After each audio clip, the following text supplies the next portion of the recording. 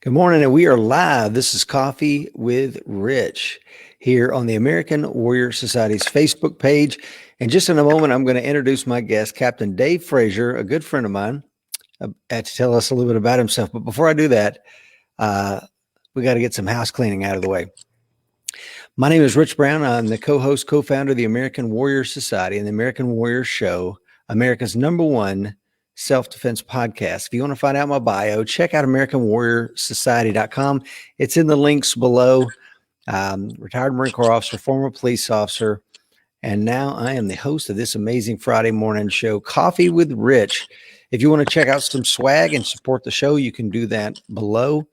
If you're joining us today for the first time, welcome to Coffee with Rich. Please like and share this content with somebody that needs it, because today we've got Captain Dave Frazier on, and he's going to talk to us a little bit about tactical medicine, how it integrates with shooting, because Dave is also a competitive shooter, Army veteran, et cetera, et cetera. Also a jiu-jitsu guy, I know from having had the opportunity to roll with Dave a little bit. So let's see who is on. Dave, if you're on this morning with me, I know we're early. I apologize for that. We're running about 30 minutes early. Dave is teaching some classes today. I believe an EMT course. Is that correct? Correct. Yeah. So let's see. We got people that are jumping on. Please like and share. Tell me where you're from, what your coin number is. If you are a coined member of the American Warrior Society, let me know what your coin are, where you're joining us from this morning. And once again, please like and share. Without further ado, Dave, tell us a little bit about yourself, brother. All right. Great to be here. Thanks for having me, Rich. I'm a fire captain at a large municipal department in Tennessee. I've been here 20 years now, 21 years actually this year. I'm a paramedic and fire captain.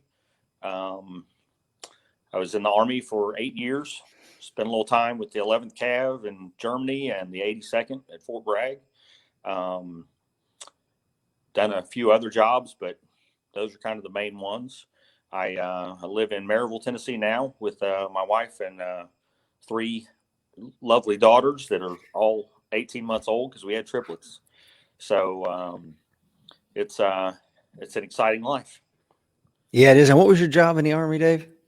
I was a combat medic.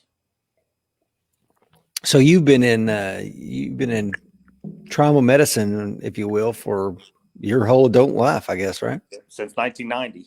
So yeah. Wow. 1990, you're getting old, pal. I know. Alex got Will Parker on from Montana. If you're joining us, if you're one of the 14 joining us this early morning, it is 6 a.m. where I'm at. I know 7 where Dave is at. So if you're joining us this early morning, and I know Will is out there in Montana, God bless you, brother. Coin number 800. If you want to find out how to become a coined member of the American Warrior Society, you're going to have to check out American Warrior Society to find out more. Also, there you can read hundreds of free articles written by, a matter of fact, Dave, you've written for us before. You've published on our site. You want to check out Dave's article, you can do that at AmericanWarriorSociety.com. Mine or any other of the authors that we've had on. We've had on some amazing ones, former CIA agents, FBI agents, MARSOC Marines, is literally the who's who. Check them out. It doesn't cost you anything. Matter of fact, it doesn't cost you anything to be a trial member of the American Warrior Society, so please check that out. Robert Gayhart is on, coin number 1401 from Northern Kentucky. Good morning, Robert.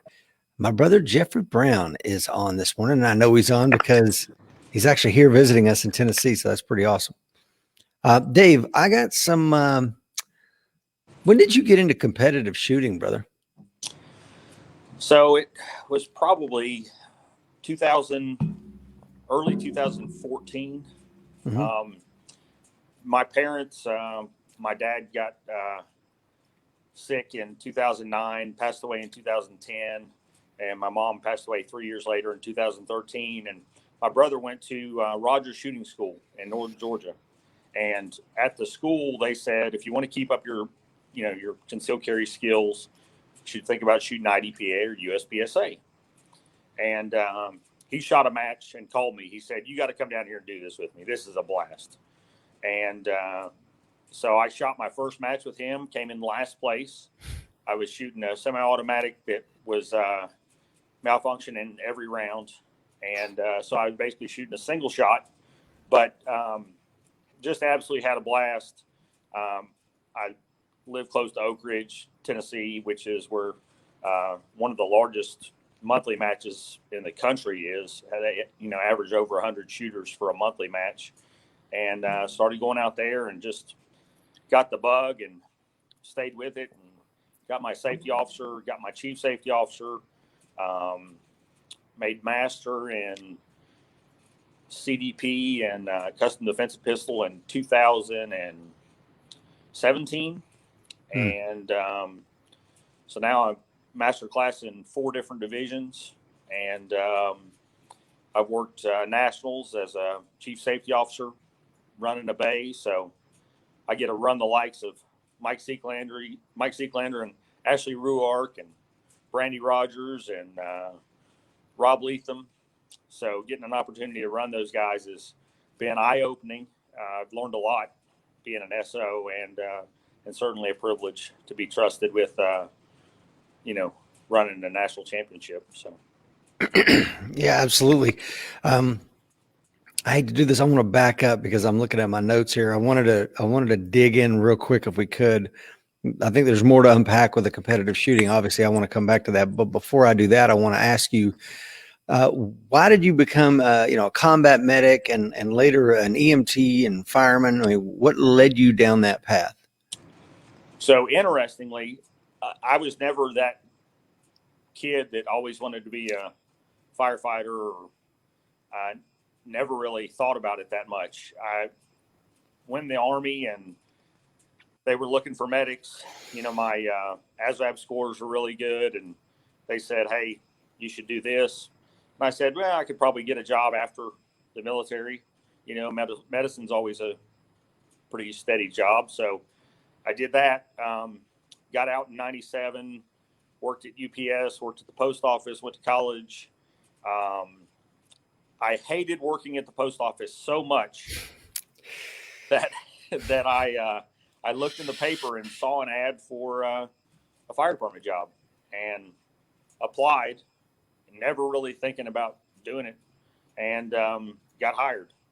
And now I sit back and go, why didn't I do this as soon as I got out of the Army? Because I'd be retired now, and it'd be a wonderful life. But, we all get there, just it's a different road for everybody. Yeah. So it wasn't like you didn't, like you said, you didn't have a calling or anything like that. It's like, they need medics and I got a good ASVAB score, so let's jump in and do that. I always liked helping people. That it's always been a just innately I like taking care of people, like helping people, and medicine always made sense to me too. There's some things that just work with your mind. You talk to engineers and their brains work different. They do math and everything, but medicine was always that way for me. You talk about the blood flow through the heart, and that stuff just made sense. It was easy for me to learn, and I just kind of have an aptitude for it. So, and I love the fire side of it too. It's great. It's just a variety of calls. You're never on the same call. They're all different.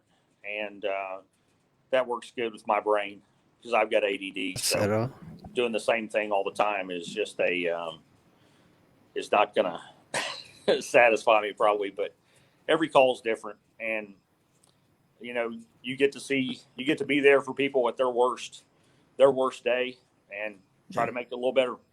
And that's really rewarding. So. I love that answer. Todd Morris is on this morning. Lillian Frazier. I'm not sure if Lillian is related to you, Dave, but Julie is on, says, good morning, gentlemen. So great to see you. I hope you will consider coming over to the movie platform as well. God bless you all. 15 folks on this morning live. I know it's really early because we're running Coffee with Rich early this morning to accommodate some things going on with Dave this morning. But please like and share because a lot of people actually will watch the replays. Tell us about BJJ. What got you into Brazilian Jiu-Jitsu, Dave? So my buddy, Big Chris, you know him, you've met him. Oh, yeah. He is big. He's a mountain. He's a big man. He was going through some stuff, and he said, "Hey, I want to start doing BJJ. Will you do it with me?" And I was like, I really took kind of a self inventory and said, and as far as self defense goes, I did a little boxing when I was young. I wrestled in high school, took some judo. My takedowns are good. My striking's good. But when it gets to the ground, I had no idea what I was doing. And started watching the UFC and seeing that, these guys that knew this super secret Brazilian Jiu-Jitsu were really good at controlling people on the ground. And so we started going to some classes, and actually I just love it. I think it's a chess game, really. Brazilian Jiu-Jitsu is, and I love to play chess. So it's a very much a thinking man's sport, and it just really gives you the opportunity. And in my line of work in fire and EMS, we don't want to hurt people, but there are sometimes we have to control patients, and being able to control patients without hurting them is a very good skill to have. So, sometimes patients are violent, they're combative, and we just have to put hands on them and until we get them secured. So BJJ has come in very handy for that. But yeah, I just really love it. It's fun. It's a great way to stay in shape. I took one of our guys from the fire station the other day who's in phenomenal shape. He's just a ridiculous shape to a tactical jiu-jitsu class on Wednesday. And he was amazed at how winded he got. Because, he's, like I said, he works out 3 hours a day, and he's in, great cardio. And he said, man, when you're throwing, when you got another man that weighs about the same as you do, resisting you full force, he said, it's just a different type of strength. It is. It really is. And so that's been really interesting. Been doing that about 2 years now. I've had a few injuries, and obviously the triplets kind of put a pause on training for a little while, but I still managed to get over there about once a week and learn some things. So and that tactical jiu-jitsu class was really, really interesting. We did more takedowns and knife defense and how to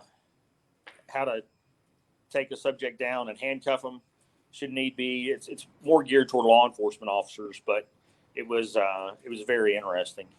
And a lot of jiu-jitsu places have this 1 month free trial. They'll let you come for a month for free. I encourage your members to get out there and do it, because really, as far as a workout, it's a great workout. It'll work your strength, your flexibility, and your cardio, and it's knowledge that can be invaluable in a street fight. So, yeah, I'm glad you said that.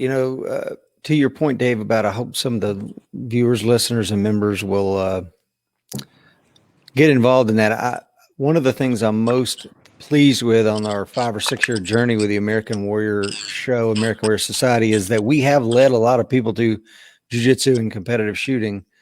And I'm doggone pleased with that, because to your point about take the 1 month free, and don't quit after the first time you go, because you're going to get humbled. You're going to get embarrassed. You're going to get winded. Some 15-year-old kid is going to smother you and strangle you, and you're going to get embarrassed. But I would tell you, stick with it. Do the month. At the end of the month, if you still don't want to be a part of it, then you're done. But you will walk away at least knowing where your ground game is at. You know what I'm saying? and that's absolutely true. And the one thing I think that's really interesting about Brazilian Jiu-Jitsu is you're never going to see the 12-year-old black belt like you do in karate and some other things, right? Jiu-Jitsu is a long journey. A matter of fact, in your first month, you may literally feel like you haven't learned anything. I guarantee you have learned things. That's right.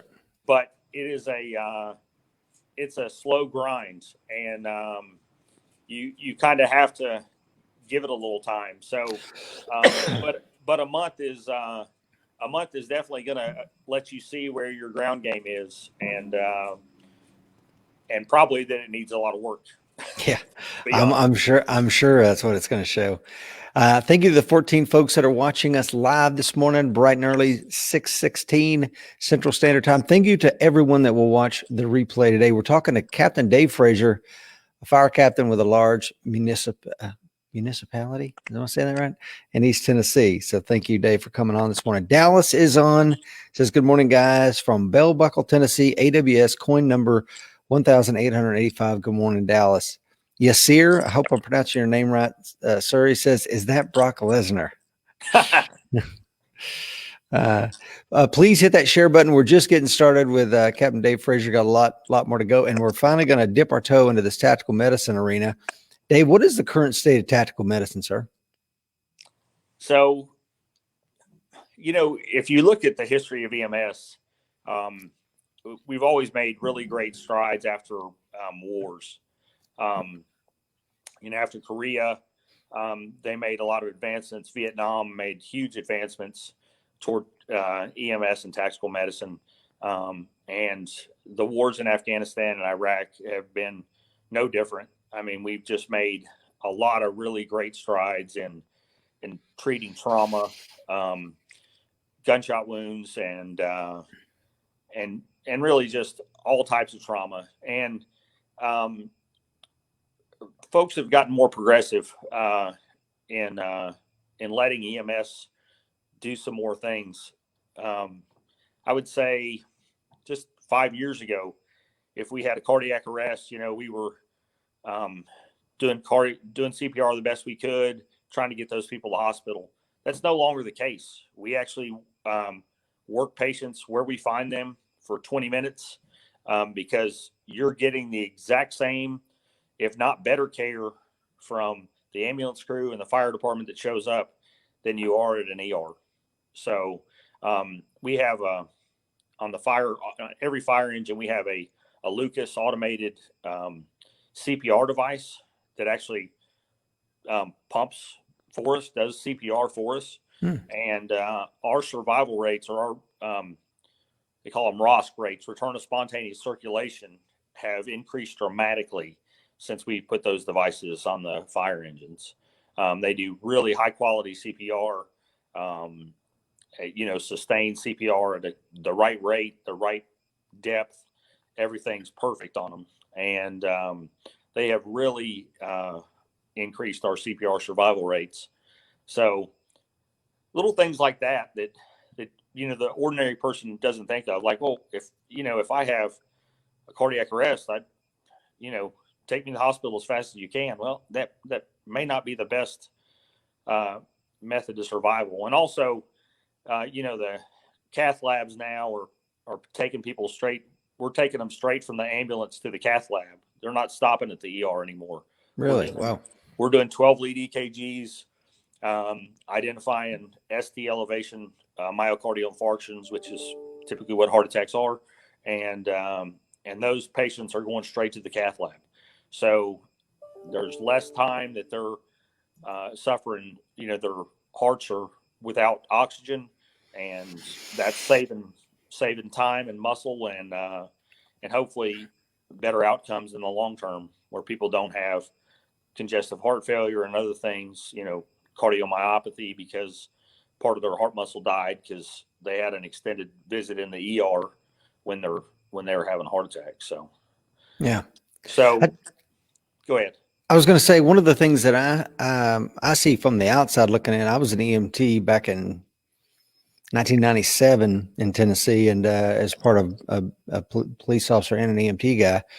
And man, we couldn't push meds like you guys can today. I mean, I think the only thing we could administer was oxygen. Right. But today, my good friend Justin Carroll, former MARSOC guy, he's going through paramedic and EMT training over in North Carolina, and he was telling me the list of stuff that they can administer, and I was just stunned. Yeah, it's really gotten. I mean, all those frontline cardiac drugs, and now we're doing sedation with ketamine. Ketamine's come back as a great sedative. We used it on a drug overdose the other day that was really violently combative, and it put him in La La Land, and it was a much easier to deal with than he was initially. So that's gotten really good. And then also the use of they've started this stop the bleed training kind of throughout the nation, where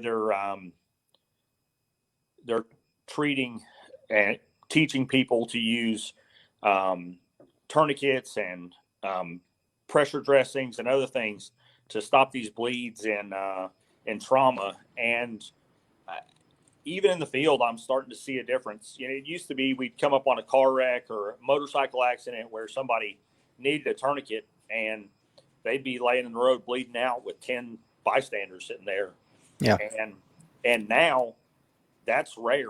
You'll see somebody has taken their belt off and fashioned a tourniquet and tried to stop that bleed. Sometimes unnecessarily, sometimes, what is truly a bad bleed and what the public thinks is a bad bleed can be two different things.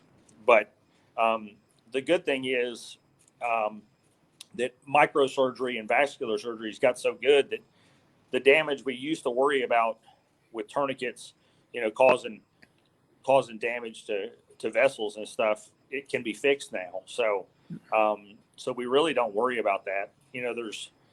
They've really kind of perfected tourniquet use, and the tourniquets that are on the market, the CAT, we've talked about several of them.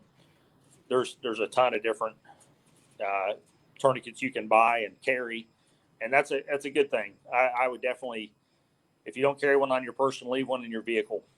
Leave one or two in your vehicle, because it's not they didn't take up very little room, and honestly, you can save somebody's life. Is there one you recommend more than another? The CAT tourniquets are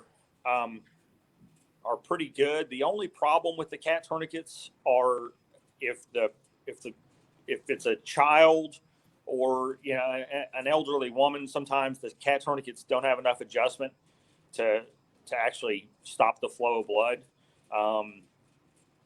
The SWAT tourniquets are like a big exercise band, and they work really well on just about any size patient, morbidly obese patients to the smallest child.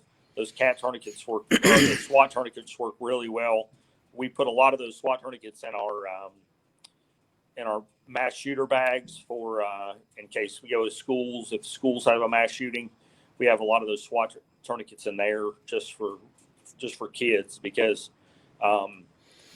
if they do take a shot, brachial artery, femoral artery, those SWAT tourniquets can work well with any size patient. So that's watching this morning. Thank you for joining Captain Dave Frazier. I think we've got a little trouble here. What's that? Did we have a little trouble there? Yeah, we did. A little lag. That's all right. I was going to say, Dave, if you're watching this morning or you're watching in the replay and your tactical medicine skill is not where it needs to be, you can take that membership for 14 days, the American Warrior Society, and check out all of our tactical medicine videos. We've got our instructor on their website is Dr. Dan Olesnicki, a ER physician and SWAT doctor. So he can take you through all the different kind of tourniquets that he recommends and that he uses. But let's welcome some folks onto the show this morning, if we can. Jeffrey Young, thank you for being on the show this morning, sir. Good morning, Rich and Dave, he says, and everyone watching. Coin number 1614. John Shriver, hello from Yukon, Oklahoma. AWS coin number 1919. Donald Green says, good morning from occupied Virginia. Coin number 1376. And Donald says, I carry a SWAT T and Quick Clot in my cell phone pouch on his EDC. So yeah, lots of different lots of different tourniquets on the market. There's the Rat, the Soft T Wide, the CAT, and again, but there's also a lot of knockoffs out there. So when you're buying one, it's really important to get it from a reputable source. And I'm going to go ahead and, Dave, if I could, plug one of our sponsors. Absolutely.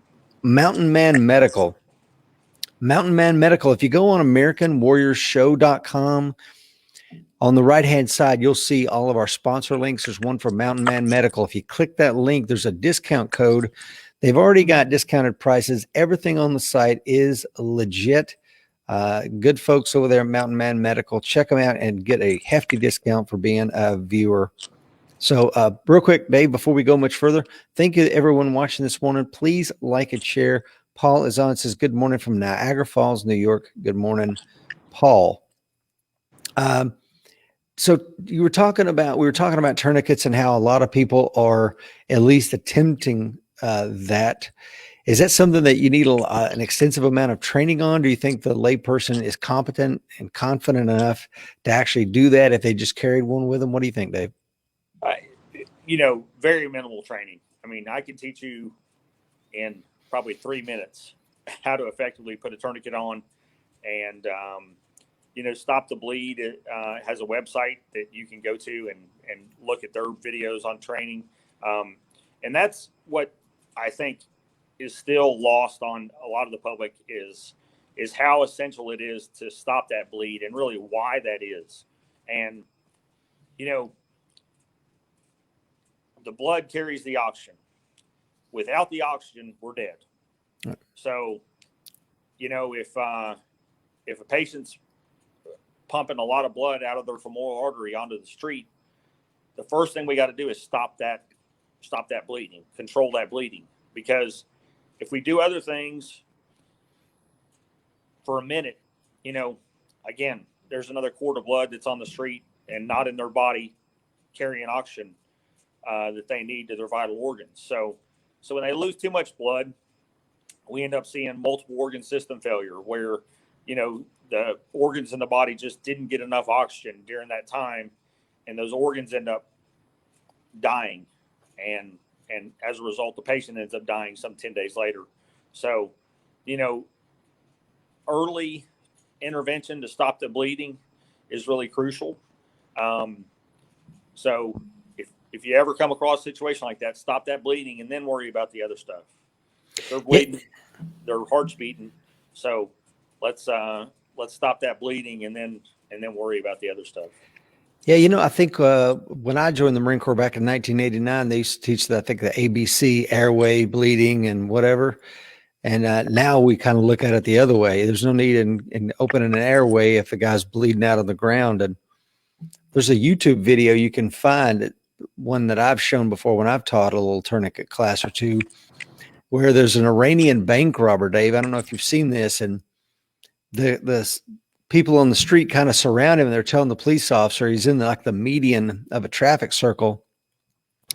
They're yelling that this is the guy that robbed the bank. So an Iranian police officer comes up and he won't surrender. So he shoots him in the leg.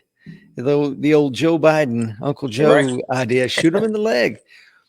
And you watch this Iranian bank robber, within probably 60 seconds, he's got the death stare staring off into the sky and he's gone. I mean, it's literally 60 seconds. You can time it. The time he gets shot to the time he's full exsanguination on the pavement. It's horrifying to watch. Yeah, people don't realize that. I mean, you get that the femoral artery up high. I mean, it's not much smaller than a garden hose. Yes. You think about that. I mean, open your garden hose wide open and see how much blood, see how much water comes out of it. I mean, you can lose a lot of blood very quickly. And, actually Stop the Bleed stuff came from the Newtown shooting.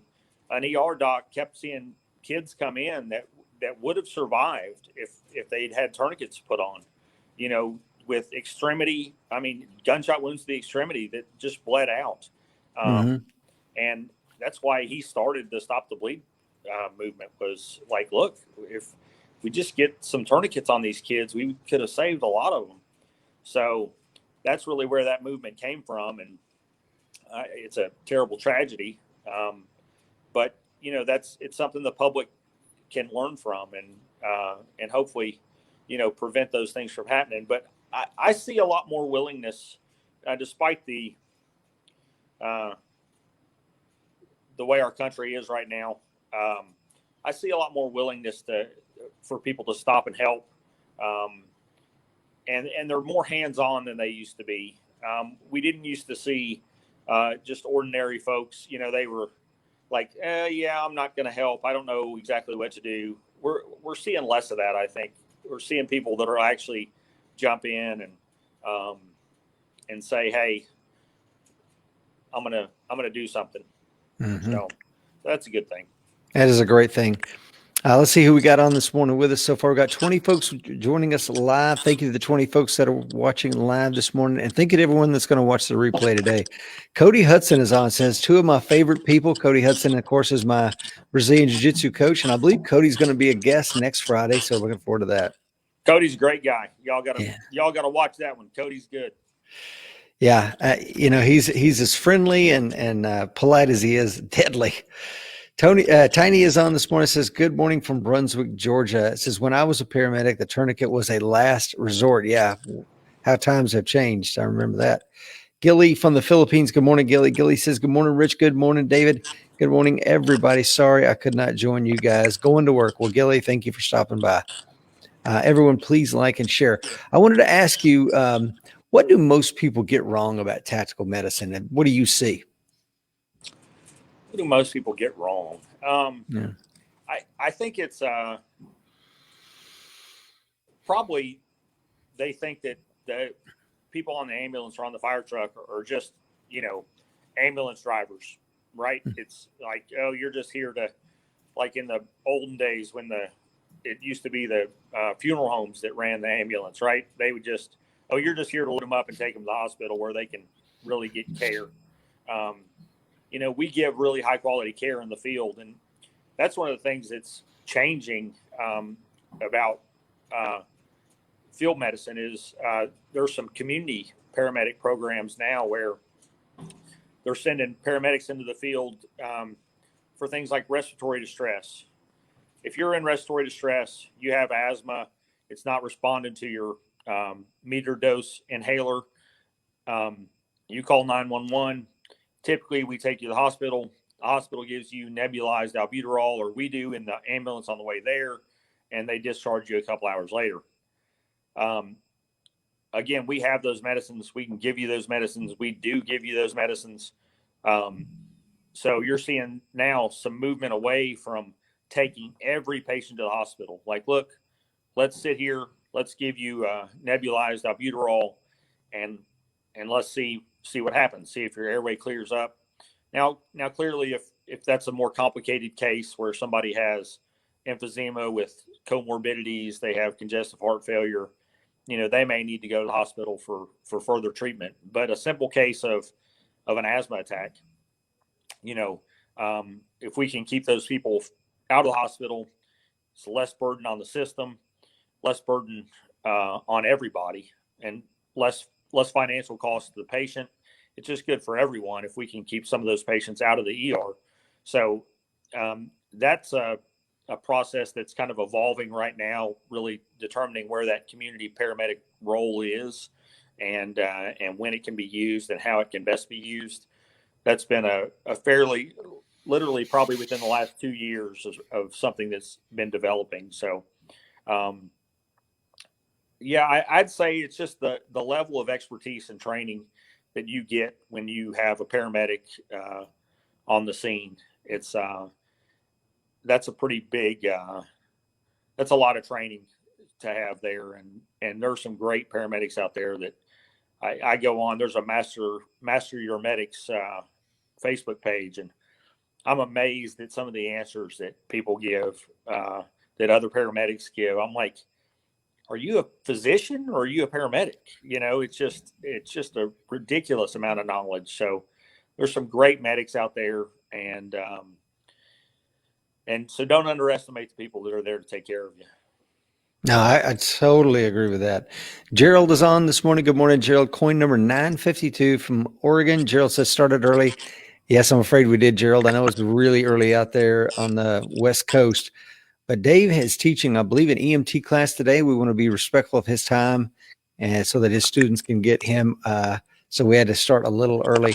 Orinda says, good morning, Rich and Dave. Good morning, Orinda. Walt says, good morning, guys. Coin number 138. Good morning, Walt. Morning, Walt. Please like and share, folks. Hey, what is the current unrest taught us about preparedness, tactical medicine, anything? Has it taught us anything this year, Dave? Wow, I'd have to say it's taught us a ton. I mean, you know, you literally can't go anywhere without being prepared to defend yourself. I mean, you look at these instances that have happened. Who would have thought that Kenosha, Wisconsin, was going to be a hotbed of violence and anarchy, right? I mean, I'd say most of the people in Kenosha thought nothing's going to happen here. You just can't predict where these things are going to take place, and especially if you're traveling. I mean, if you're traveling any distance at all, you better be checking the news. You better be seeing what's going on, because this stuff could break out at any time, and you do be wise to be prepared for that. Keeping a good first aid kit in your car, and I mean a good first aid kit. I don't mean one you bought at Sam's Wholesale for that's got a bunch of Band-Aids and some antibiotic ointment in it. I mean a good first aid kit. For one, you never know what you're going to come across, and for two, you may need it. I mean, car gets surrounded, people start breaking windows, them throwing rocks, and you might have to get out of that situation and treat one of your family members. So it's and I can't say enough. If you're not carrying a firearm, you don't know how to use a firearm, you probably should, because the firearm is the great equalizer. It doesn't, no respect in size or anything else. I mean, Ashley Ruark is a famous competitive shooter, a young woman that probably weighs 100 pounds, and I would not want to tangle with her with a gun. She's something, and she's also one of the sweetest people I've ever met. So, just you really should train, and I mean, not all of us.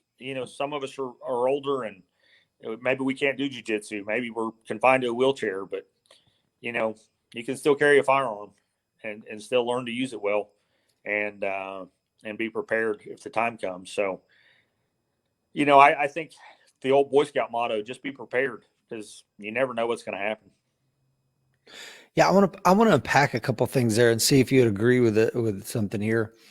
When I was a regional manager for disaster preparedness with the Red Cross, being on the disaster preparedness side of the house, we interfaced a little bit with some tactical medicine folks. But the bigger point I want to get here is, you mentioned getting a really good kit. Of course, I mentioned Mountain Man Medical. If you're just joining us, please check out Mountain Man Medical for some really good supplies at a reasonable cost. And they have training videos on how to use everything on there by a former Navy corpsman who was deployed multiple times with the Marines in Afghanistan. So he knows what he's talking about. But anyway, I want to get to what I'm trying to get at is, just because you have a kick-ass kit in your car, if you don't have the training, what are you doing? So I think it's to your point, get the training, get a kit, have a plan, right? Right. Absolutely. There's some wilderness EMT classes that are, short little classes, some emergency medical responder classes. And like I said, there's a wealth of information online, and make sure you're getting it from somebody reasonable. Make sure you're getting it, like the American Warrior Society's got some great stuff out there. But yeah, I mean, don't just have something and learn how to, and not know how to use it. I mean, it's like, don't go buy a firearm and go shoot 20 rounds through it and think that you're proficient with it. You're not. Trust me. And if you think you are, if you've done that, go to an IDPA match and see how you fare. You will find out very quickly that your confidence and your concealed carry skills are not what they should be. So you're going to get your rear end handed to you. Hey, yeah. And since I'm plugging everybody this morning, I'm like Santa Claus this morning to all of our friends and sponsors. Law of self-defense, man. Just because you got a firearm, and even if you have a firearm and you have a plan and you're pretty competent, if you don't know how to legally employ or legally use force, any level of force, from verbal to lethal force, if you don't know how to legally use it, all you're doing is potentially training yourself on how am I going to get to prison and spend the longest amount of time there. So you need to know, you need to understand the law. Matter of fact, you probably need to understand the laws as it pertains to employing your little tactical medicine bag. Would that be true or not true? Absolutely. I mean, you know, there's some Good Samaritan laws that largely govern untrained people, but even then, you can get into some situations that it's just better not to get into. Sorry, somebody walked in on me. That's Um, okay. so yeah, I mean, definitely. And Andrew Bronca's great. If you never looked at Andrew Bronca's stuff on law of self defense, you should. Just very insightful and very knowledgeable about the law, and it's great information. So Yeah. definitely check that out. Yeah. Lawselfdefense.com's got a really cool book. But let's get back here. Let's see who's on this morning. Gerald says, well, let's back up. Walt Trimble says, good morning. Donald says, Dakota Meyer is starting a paramedic course at TEEX in January. Gerald says, thanks, Dave. Walt says, catch you guys on the replay. Have to hit the road. Thanks, Rich and David. Gilly says, I carry a first aid kit every day. Most of the people around me used to laugh at me because I carry a lot of stuff. They stopped laughing when I pulled out my kit during an emergency. Absolutely. You be the most prepared man in the room, and people will follow. Julie says, do you have this show and your other shows in podcast format? I have people that are not on Facebook that are asking to listen to your shows.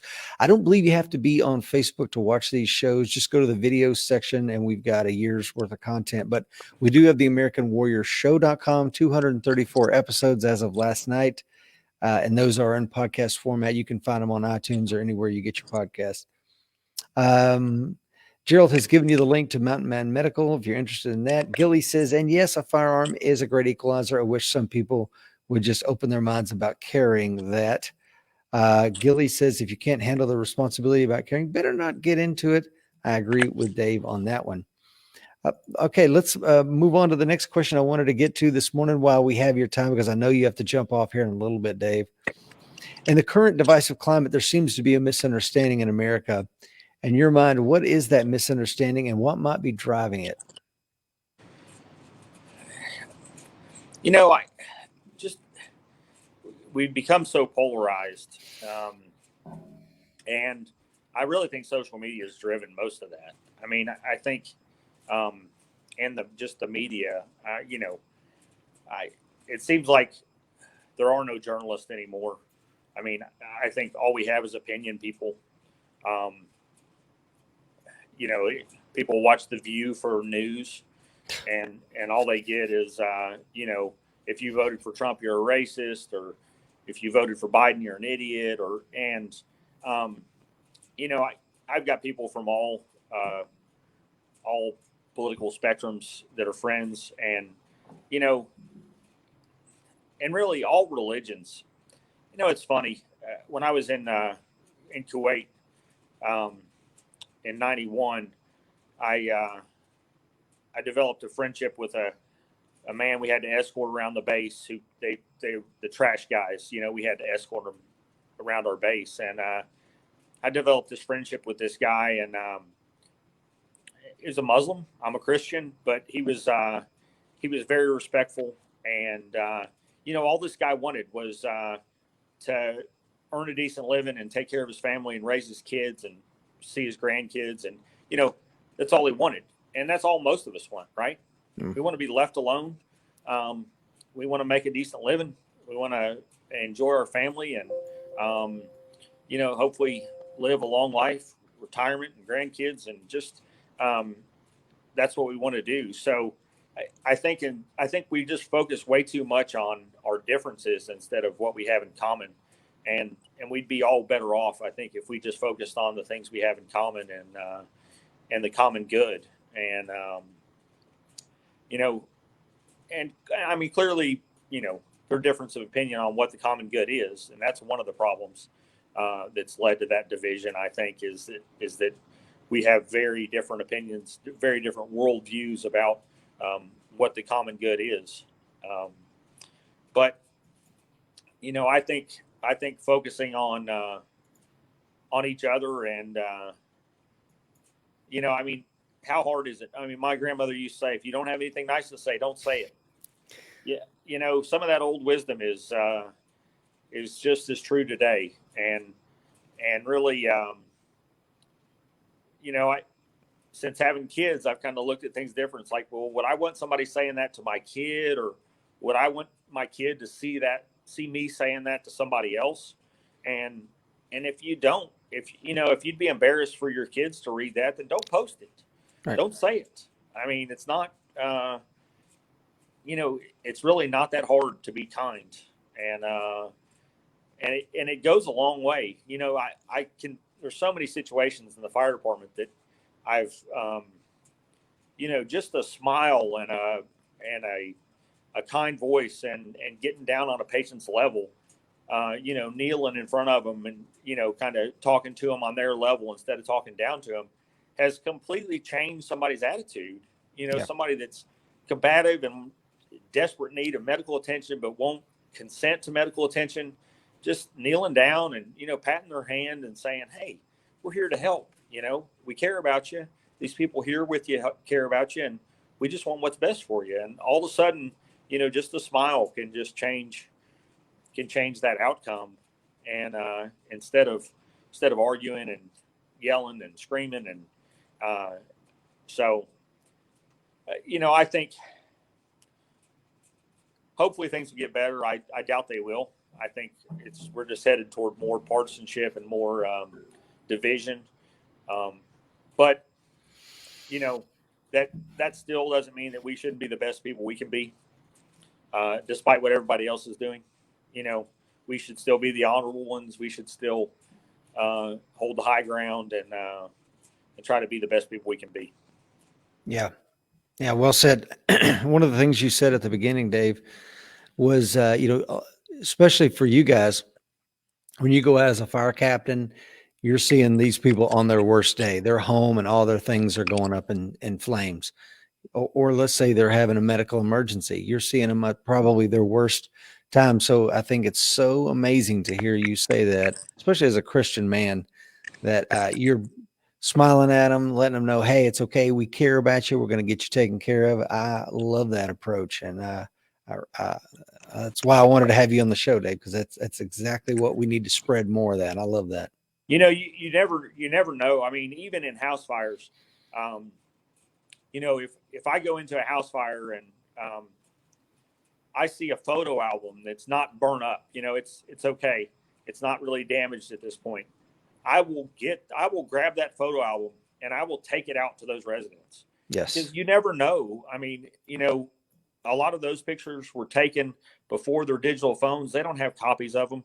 It might be the only pictures they have of their kid that passed away or their mom that passed away. It's just stuff like that really makes a difference to people. They may have lost everything, but they didn't lose that. So just going that extra mile and being empathetic and compassionate with people is, I mean, it can really change things. There was a guy, we used to run him all the time. He was a homeless guy that had diabetes and seizures, and he hated me. I have no idea why. This guy just absolutely hated me. Every time he saw me coming, he would just get violent. And so much so, I was a driver at the time, so much so that my captain said, if we run him, you stay on the truck, literally. I don't care that you're the paramedic. It just gets worse when you show up. Well, I happened to be teaching one day at the training center, and I stopped by McDonald's, and he was sitting in the McDonald's with his little radio that he used to carry all the time. And I bought him breakfast and took it to him. And I said, hey, buddy, do you remember me? And he kind of, yeah. I said, well, I just want to buy you breakfast. Tell you have a good day. Ran him dozens of times after that. Never had another issue. Best $5 I've ever spent. saved me so much grief to be compassionate to that guy and buy him breakfast and just let him know that we weren't just there to harass him. We were there to take care of him. And so it's little things like that can really make the difference in somebody's life. So. Yeah, spot on. I absolutely agree with you. Buy a little goodwill with a cheeseburger. I don't have this on the notes, so I apologize for throwing a curveball potentially at you, Dave. But let's talk about Narcan. You were EMT long before Narcan was around, and now you've seen it utilized. Tell me about what your experience with that is, and please explain it a little bit to the folks at home that are watching this morning. Okay, What is that? So Narcan is it's an opioid antagonist. So what it does, it blocks the receptors that opioids, so heroin, OxyContin, oxycodone, any of those, morphine, all those drugs. So it blocks those receptors and essentially it kills the people's high. It wakes them up. What we really want it to do, our main purpose is to get it to restore their breathing, because what happens when you overdose on heroin or fentanyl is your breathing slows down or stops. And again, we talked about oxygen is the essential thing to the body, and when you're not breathing, you get hypoxic, and your brain suffers, and the rest of your body suffers. So what we used to do is just pull out the old bag valve mask respirator and breathe for those people until we could get them to the hospital. Now Narcan is become so widespread and so prevalent that that we give it. Now we usually give just enough to restore the person's breathing and not fully wake them up. That's the best way to do it, because clearly if somebody intentionally took heroin and you give them 2 milligrams of Narcan and wake them up from their high, they're probably not going to be happy. So they can become pretty violent and pretty combative. So we kind of just give enough to get their breathing back a little bit, take them to the hospital, and do that. Now what we're seeing, though, is the widespread distribution of nasal Narcan in the communities. Now the needle exchanges are giving out Narcan for every time they give out needles, they're giving out Narcan. So bystanders on the street have Narcan. Other drug users have Narcan. So usually by the time we get there, somebody's already given them Narcan. This literally just happened last night. An overdose call that said Narcan was given. We got halfway there and they called back and said the guy left and no need for EMS. So that's one of the things that's really changed. A lot of those people are refusing treatment. Narcan's controversial. There's a lot of people say, should we really be doing this to people who, intentionally took heroin, overdosed? And sometimes it can be frustrating from a provider side, because you see the same people over and over doing the same things.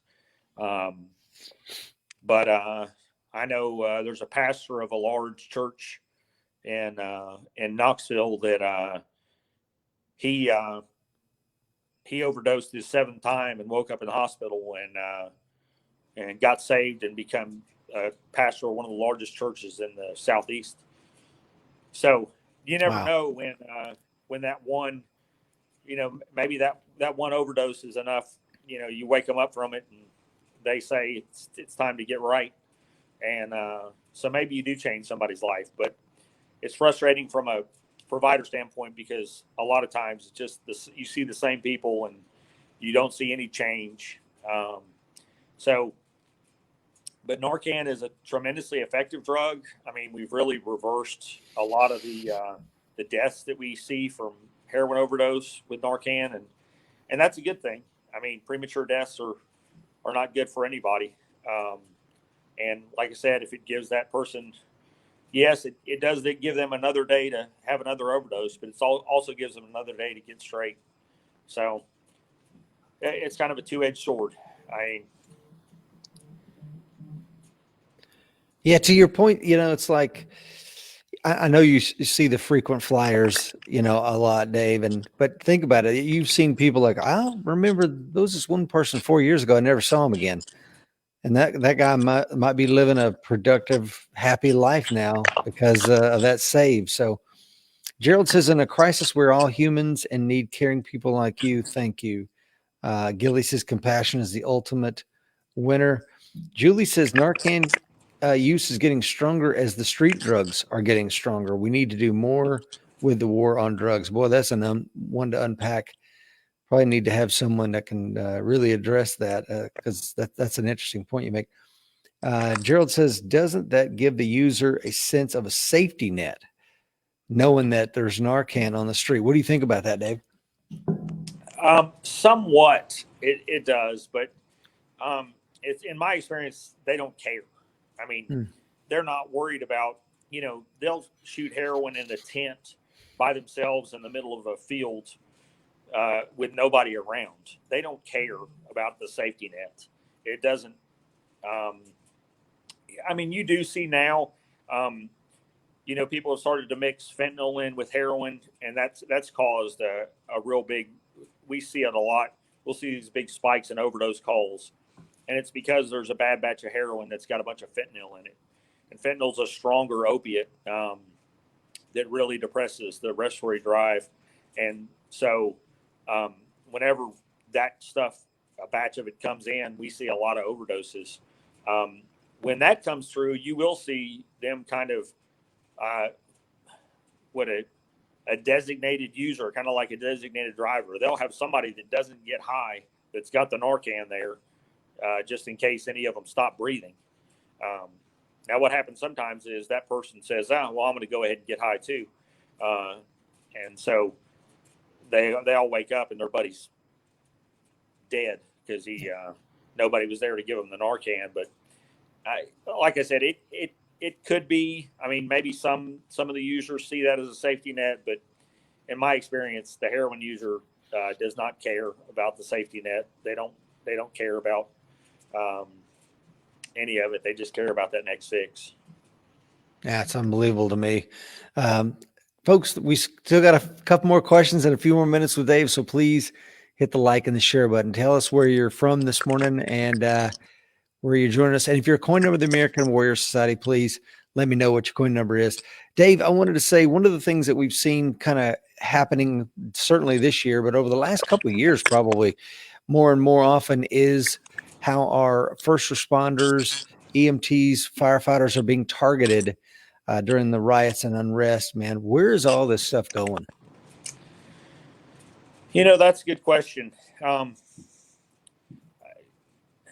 Fortunately, the targeting of firefighters hasn't been too bad. We've seen a few bricks thrown at some engines and some other stuff. They've actually issued bulletproof vests in our department that we can put on if we deem it to be necessary.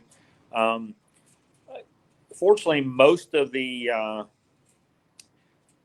shootings of EMS workers and firefighters are forced entry calls where, somebody, it's a good intention call. Somebody says, I haven't seen my elderly neighbor for 3 days. Can you check on them?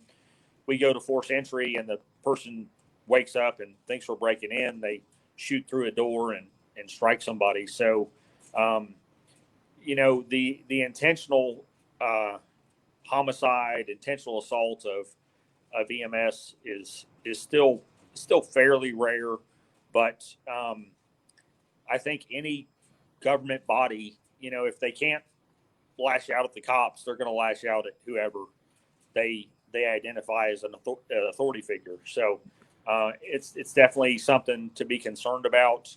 And I've been in situations where, in a large minority community, if someone's passed away and we say, hey, listen, they're gone. I don't know what to tell you. They've got 3 gunshot wounds to the head. They're gone. And all of a sudden it's, why aren't you taking care of them? Are you a racist? Are you just going to let them die? And, then sometimes it's better to just load those patients up and put them in the back of the ambulance and get out of there, because you just don't want that backlash from social media. Hey, look, they're letting this kid lay in the street and bleed to death, and not really realizing that the kid's already gone. I mean, he's got an unsurvivable wound, and you're waiting on the police to get there to do their homicide investigation, and you don't want to disturb the body and the scene. And so those situations are difficult, but they definitely happened. And sometimes, PD swamped with calls and they can't show up, and we're calling for them. And it's just, so really one of the things that I think I do pretty well is kind of avoiding that tunnel vision and kind of keeping a good idea of the entire call, and what's going on. If I start seeing a crowd gather around that starts getting upset, I'm either going to try to address that, or if I can pick out the leader, whoever's kind of causing the unrest, and say, hey, this is what's going on. We're not leaving that person. They're already gone. They've already passed away. So, domestics too are the other ones that we see some violence on. Domestic disputes that result in injury, and someone calls, and then the aggressor's still in the home, and those can get pretty contentious. But I think you're going to see people don't like messing with the police because they got tear gas and guns, right? So what you may see is increasing targets of EMS and fire, just as a you work for the same city, so I'm just going to target you instead. It's almost like I'm in pain, so I'm going to make you feel my pain. Yeah. And it's just a cycle of violence that's got to stop. Really, I don't know how to stop it, but it really needs to stop. Yes, it's way above our pay grade, right, Dave? But somebody can figure this out. Bruce says, sorry I'm late. We'll watch the rerun up here in Michigan. Coin number 481. Todd Morris says, if you have a uniform, you are a target. And I think Todd is absolutely right. I think it's more of you represent the man, the government, something, Right. and you're just a target, man. Will Rhodes says, good morning. Good morning, Will. Alan says, sorry I'm late. Got in late after a night fire range session. Coin number 1571 up in occupied Virginia. Alan Kelly's a retired state trooper. Good morning, Alan. Last question, and I did not have this on our list, but I ask it because I think Gerald is always interested in knowing these things. I believe it's Gerald that says best day, worst day. So if you could, with the last couple of minutes we got together, Dave, if you could tell us about your best day and perhaps your worst day, sir. Oh, so best day. I've had a lot.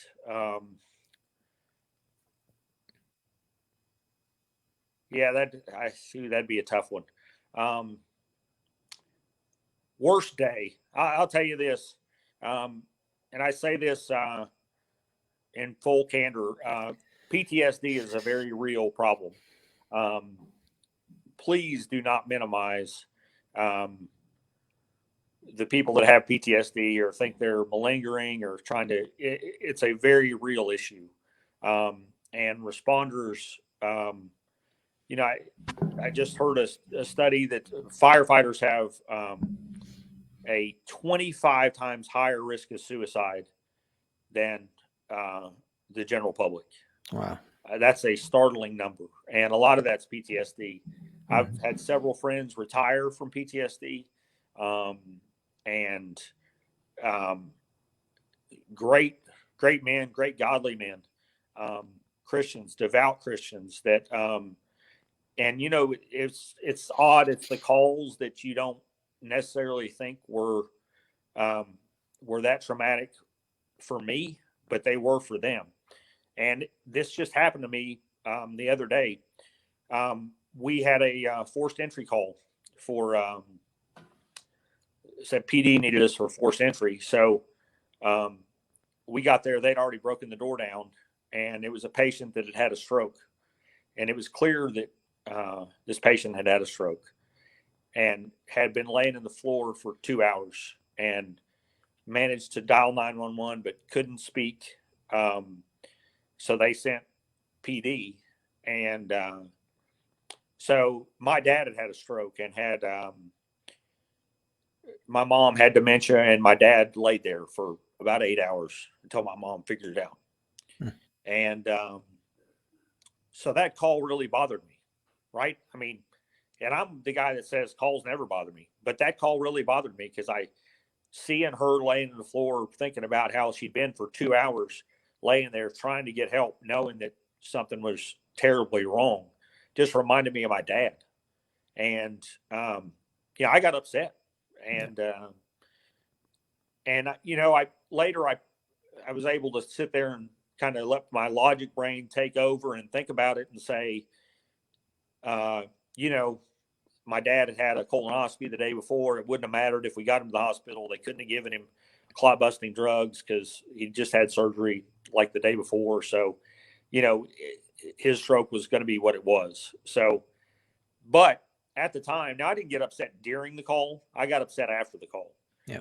One of the things that I have always done is, and I don't mean to say this in a callous way, but if I'm on a call and I'm taking care of you, you're my patient. Okay. You're not somebody's son. You're not somebody's daughter. You're my patient. And I'm going to provide the best care that I can for you at that time.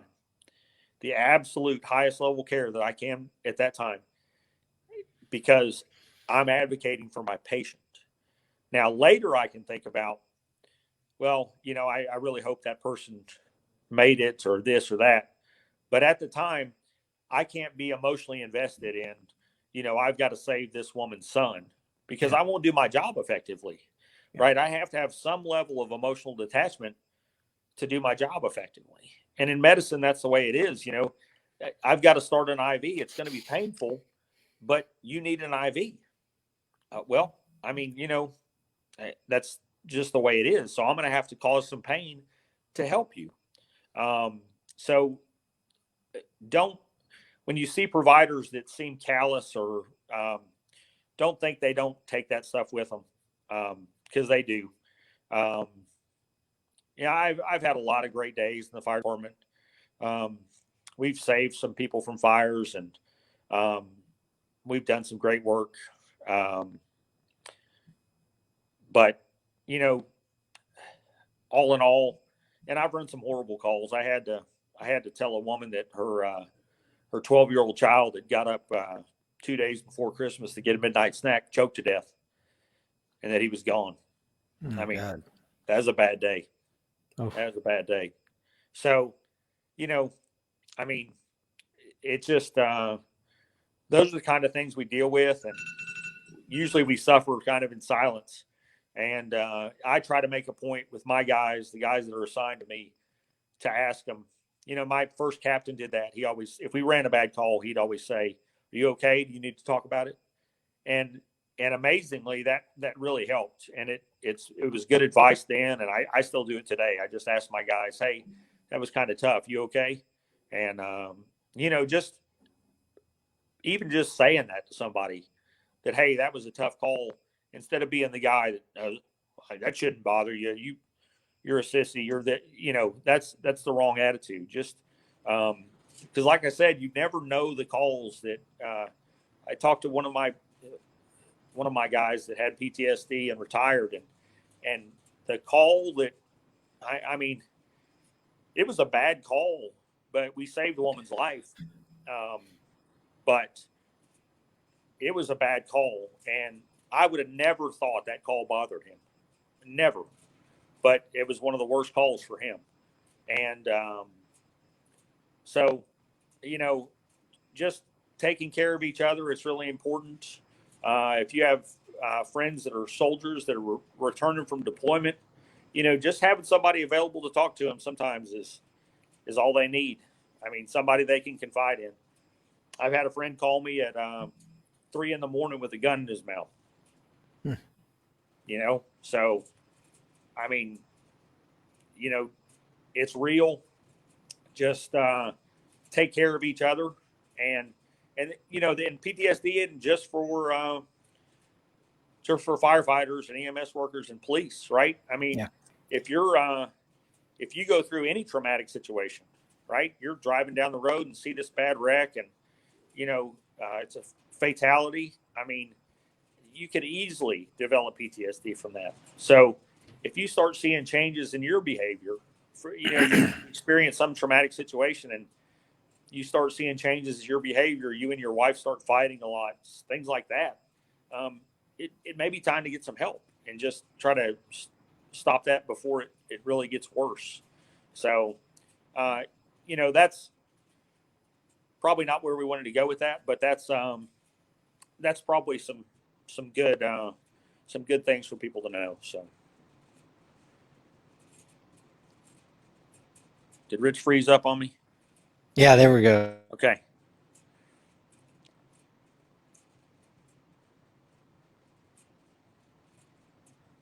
Looks like we're okay. Well, we reached our time limit, Dave, so I won't keep you on much longer. I just will say that thank you so much for being on the show this morning.